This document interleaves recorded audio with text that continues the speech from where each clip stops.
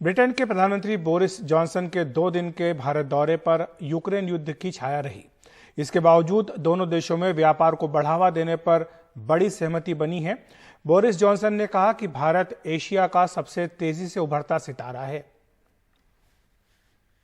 I had an amazing reception, absolutely amazing.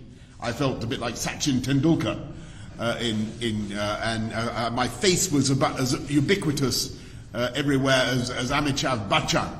I was everywhere to be seen, and it was fantastic. Now, the Serum Institute of India, which vaccinated more than 1 billion people against COVID, including, I'm proud to say, I have the Indian jab in my arms, and a power of good it did me. So many thanks, of course, Narendra. But as you've just said, ये Boris Johnson का अनौपचारिक अंदाज था।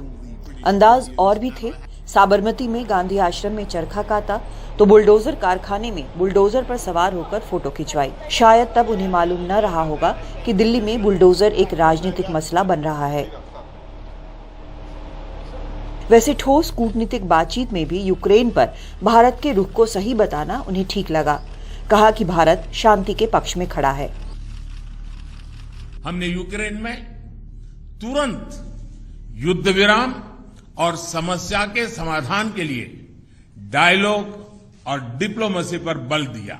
Narendra Modi in particular have come out and been very strong in their language about what's happened in Bucha, and talking to Narendra, to Prime Minister Modi today, it's clear that he has already intervened several times, and I'm sure this is no secret from our Indian friends. He's intervened several times with Vladimir Putin, really to ask him what on earth he thinks he's doing.